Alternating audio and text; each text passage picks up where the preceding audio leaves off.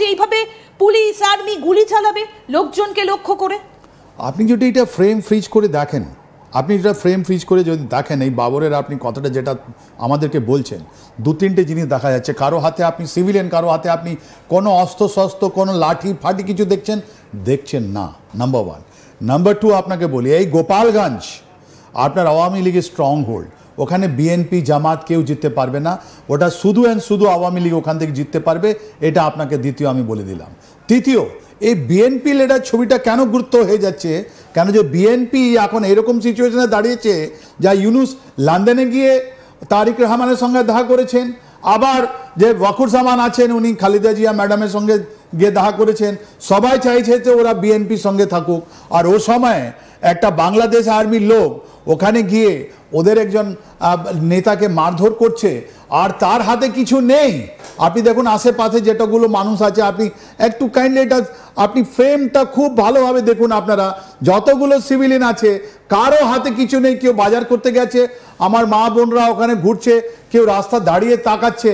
এখানে তো কোনো ভায়োলেন্স হওয়ার কোনো কথাই ছিল না। তাহলে এরকম সিচুয়েশন কেন? এরকম সিচুয়েশন আছে, আপনার একটা পরিকল্পিত জিনিস আছে এর মধ্যে। তাই জন্য এই পরিকল্পিত জিনিস, এটা একটা মেটিকুলাসলি প্ল্যান জিনিস। যারা 1 বছর আগে জুলাই মাসে, এটা তো জুলাই মাস চলছে, ঠিক 1 বছর আগে 2024-এ যারা এই প্ল্যানিংটা করেছিল, ওরা আবার ওই প্ল্যানিং করেছে, ওটা আবার আপনার রিপিট করছে। আপনি দেখুন এই ফ্রেমে, আপনি দেখুন মানুষগুলো পালাচ্ছে, ওদের হাতে এ দেখুন একজন মহিলা আছেন, আমার মা আছেন, ওনার হাতে শপিং ব্যাগ আছে। এই সব জায়গায় গিয়ে আপনি যদি আর্মি না বান, এসব জায়গায় গিয়ে যদি আপনি পুলিশ না বান, অ্যান্ড তারপর আপনি ফায়ারিং করেন, আপনার অফিসিয়াল ফিগার আছে 3টে, আনঅফিসিয়াল ফিগার আছেন মোর দেন 21। আমি কোনো গুজব ছাড়াতে চাইছি না, আমি চাইছি ইন্ডিপেন্ডেন্ট একটা ইনভেস্টিগেশন হোক।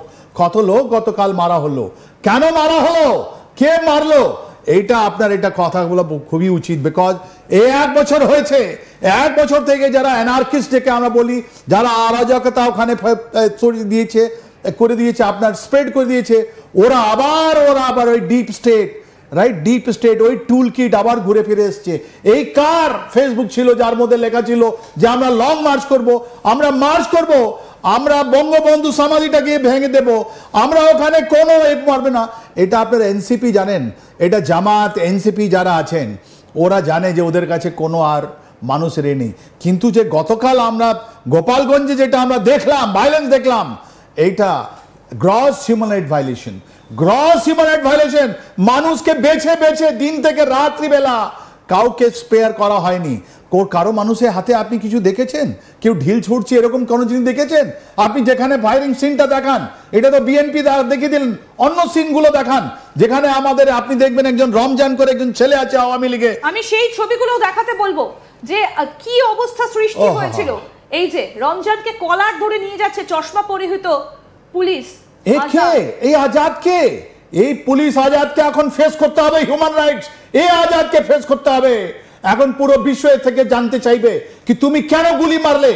এরাই জানেন, এরাই যারা লোক, যারা হিজবুত তাহির, যারা জামাত ইসলাম, যারা ইনফ্লুয়েন্স আছে, এরকম লোক যারা একটা রং আইডিওলজি, মিসপ্লেস আইডিওলজি করে আপনার কি করতে চাইছে আপনি দেখে নিন। এবং তারপরে কি হলো, এই যে দেখুন রমজানকে শেষ করে দেওয়া হলো জানে, এবং তাকে জানে শেষ করে দেবার পর সেখানে 3 জন পুলিশ মিলে গাড়িতে তোলা হচ্ছে তাকে, এবং আজাদের নেতৃত্বেই তোলা হচ্ছে তাকে গাড়িতে। দেখুন কিভাবে, মানে কি অদ্ভুত এই পুলিশ অফিসার। আমি সেই পুলিশ অফিসারের ছবিটা একটু স্ক্রিনে আনতে বলবো। দেখুন, নাম আবুল কালাম আজাদ, অফিসার ইনচার্জ কোটালীপাড়া থানা। পুলিশের কি কাজ? এইভাবে মানুষকে মারা। পুলিশের কাজ হচ্ছে এলাকার শান্তি শৃঙ্খলা রক্ষা করা, মানুষকে নিরাপত্তা দেওয়া। তাহলে এখানে পুলিশ কি করছে দেখুন, বাংলাদেশ মিডিয়ায় ব্যান করে রাখা হয়েছে, দেখতে দেওয়া হচ্ছে না এই মুখগুলোকে।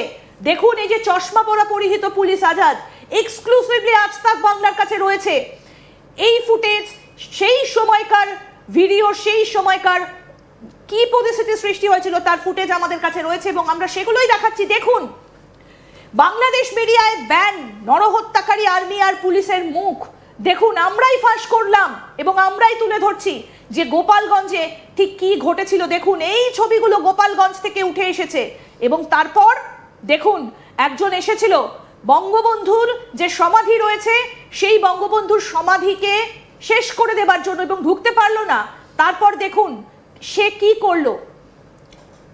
দেখুন এটা আপনার সার্জিস সার্জিস, হ্যাঁ একদম নাভেদ এরাই করেছিল গত বছর, এদের মুখোশটা এখন খুলে গেছে। টুঙ্গিপাড়ায় এরাই যে এই কাণ্ডগুলো ঘটিয়েছিল গত বছর। আমরা জানি না যে এর পরে পরিস্থিতি আরো কতটা কি হয়ে উঠবে। দেখুন কি অবস্থা, তারা ঢুকতে পারলো না এবং তারপর তাকে সেনা ট্যাঙ্কে ঢুকিয়ে দেওয়া হলো। ইয়েস, এরা গত বছর আপনি দেখুন তো, এরা এই হাসনাতে যাচ্ছে, আপনি বলুন এই হাসনাত এতদিন বেঁচে গেল কি করে? এরা গত বছরও মানুষগুলোকে আগে করে পেছন থেকে এরা গুলি করে মেরেছে। আর ওখানে বাংলাদেশের পুলিশ, বাংলাদেশের যে প্রাইম মিনিস্টার শেখ হাসিনা ওয়াজেদ আছেন, ওদেরকে বদনাম করে আবার এরা কি করছে দেখুন। এরা কেন লুকিয়ে আছে? যদি এরা লিডার থাকছে তো সামনে থাকা উচিত। এরা এই করে, মানুষগুলোকে দিগ্ভ্রমিত করে, মগজ ধোলাই করে ওদেরকে সামনে নিয়ে যায়, ওদেরকে পেছন দিকে এরা মারে, এরাই ঢিল ছুটছে, এরাই সবকিছু অর্গানাইজ করছে। আর বদনাম কাকে করছে জানেন? বদনাম করছে আপনার প্রাইম মিনিস্টার শেখ হাসিনা ওয়াজেদ, বদনাম করছে 500 থেকে বেশি আমাদের বাংলাদেশের পুলিশও মারা গেল। আজ বাংলাদেশে যা সিচুয়েশন আছে ওর জন্য এরা এই যে ক্রিমিনাল। আরে বাবা দেখুন আপনি, বাংলাদেশের সেনার এই রূপটা আমরা কোনোদিন দেখিনি। বাংলাদেশের সেনা একটা প্রফেশনাল সেনা আছে। এই মরার মানুষের উপর একটা লাথি মারা, এটা তো আমি কোনোদিন দেখিনি। আর গালাগালি যা আমরা শুনছি, এটা তো পাকিস্তানি আর্মি মতন হয়েছে। এটা কি বাংলাদেশের আর্মি আবার 71 ঢুকে পড়েছে? মার্চ 71-এর মধ্যে হয়ে গেছে। এই দেখুন এরা রাজাকার, এরা তো নিজে বলেছিল আমি রাজাকার, তুমি রাজাকার, আমরা সবাই রাজাকার। এই রাজাকারগুলো এখন আর্মি ট্যাঙ্কে ঢুকে, এটা আর্ম পার্সোনাল ক্যারিয়ারে ঢুকে এরা পালাচ্ছে। এই সবজিগুলো এখন অনেক দিন ধরে এই বাংলাদেশের 17 কোটি মানুষকে দেখা উচিত। একটা বিষয় পরিষ্কার যে বাংলাদেশ সেনার সঙ্গে জামাতের একটা বোঝাপড়া রয়েছে।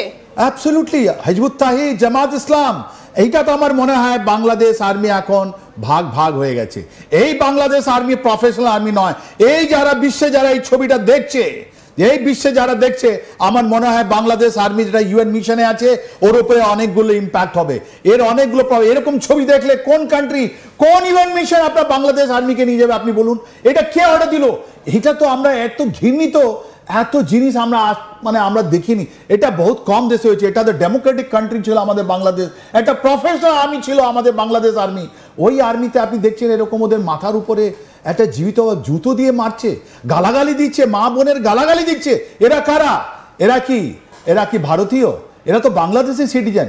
এটা তো ওদেরই সিটিজেন যাদের রক্ষা করার কথা ছিল, ওদেরকেই তো এরা মারছে না। কথা হলো কি অর্ডার কে দিল? এদের মারার অর্ডার কে দিল? গুলি চালাবার এখন তো আপনি দেখছেন এখানে ঢিল ছোড়া হচ্ছে।